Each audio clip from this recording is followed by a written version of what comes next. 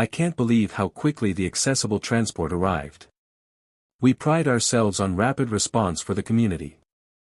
They took my van with the blue handicap tag still swinging from the mirror and smiled while the tow truck chained it up. I'm not rich. I'm not fancy. I'm just a guy with a beat-up wheelchair-accessible van that gets me to work in the grocery store. It has the ramp, the stickers, and the plate. I park in my marked spot by my building, my name on the lease, my permit in the window, and the HOA rules taped in my kitchen like a weird little Bible. That morning, I heard a horn and a voice on a megaphone.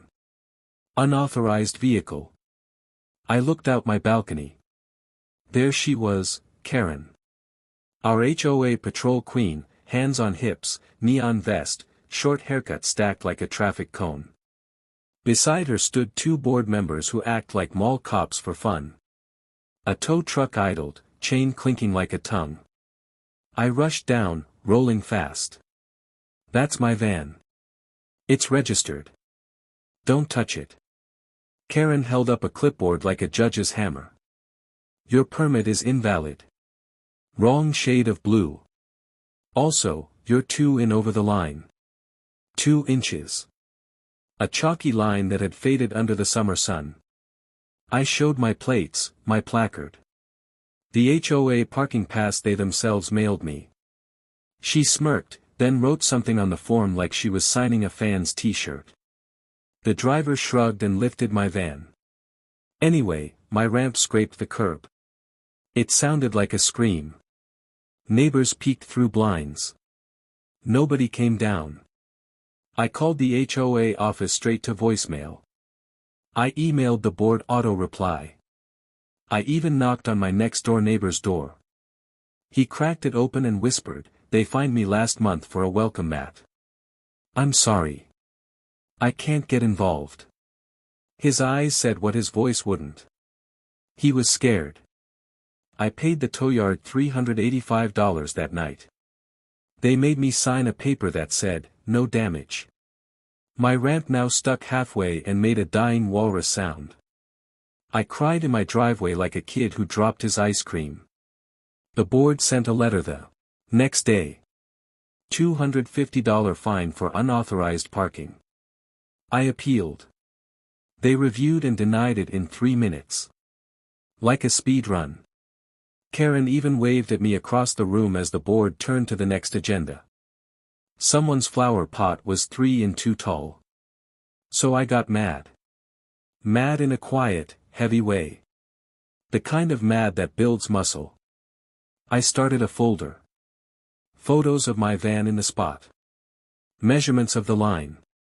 The registry for my plates. The community map showing that the space was assigned to me A3 by their own list.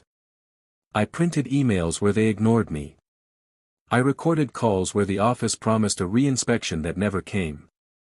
I took video of Karen's nightly patrol with her tape measure and flashlight, skipping over her friend's car that actually blocked the fire lane. I found the state law about ADA parking and accommodation. Simple words, clear rules. I found the HOA's own rule book where page 17 said, residents with accessible vehicles may exceed the line if the ramp requires clearance. The same page had a coffee stain. I guess they never read it. Then I went small claims. People think court is giant with doors and booming voices. Nope. It's a room with gray carpet and a judge who eats mints and wants facts. I asked a friend to film me walking, wobbling, into the courthouse.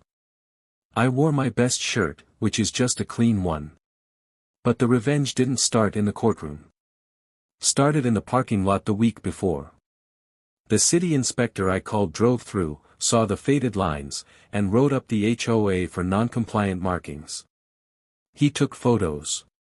He even measured the slope by my spot and shook his head. The ramp space was too narrow by code. He posted a bright orange notice on the clubhouse door. Correct. Within 30 days. Karen tried to peel it off like a price tag. Neighbors gathered. Phones came out. Someone laughed. Someone said, about time. On court day, the board sent a lawyer with shiny shoes. Karen showed up in her vest like she was leading a parade. The judge asked for facts. I handed over my folder, tow receipt, damage estimate for the ramp, medical note, the ADA printout, the HOA rulebook page. The inspector notice and a timeline of every ignored email. Their lawyer coughed up a stack of violations like I was the joker of parking. The judge flipped through and frowned. "These are for garden flags and fence heights," he said. "Do we have anything about this vehicle not being authorized?" The lawyer swept through his perfect shirt. Karen raised her hand and said, "His blue is the wrong blue." The judge stared. "Sir, colors of blue aren't enforceable." People giggled. The court recorder hid a smile. I told the judge about the 2 inches. I told him about the ramp scraping and my job I missed because my van was in tow jail. I showed video of Karen skipping her friend's fire lane car. The judge's eyebrows made a small tent on his forehead. The city inspector's report sealed it. The HOA had failed to mark, failed to accommodate, and then punished me for their own mistake. The judge ruled the HOA must pay damages for the tow, the ramp repair, my lost wages, and a penalty for non-compliance. He added fees for my time and court costs. The number felt like lightning when he said it. $42,000. Karen gasped so loud the bailiff looked up. Outside, the neighbors were waiting like a movie crowd. After the credits, someone clapped. Someone shouted, "Frank A3." The board's lawyer rushed Karen to the car. Cameras were out. Clips hit our neighborhood group chat.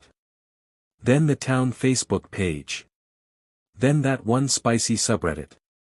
Comments were savage. Memes of Karen measuring clouds. GIFs of tow trucks towing tow trucks.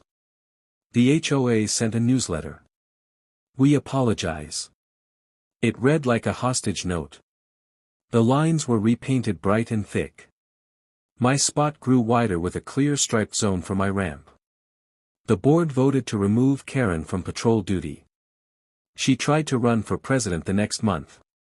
She got 3 votes. One of them was her own. She now walks her tiny dog at night and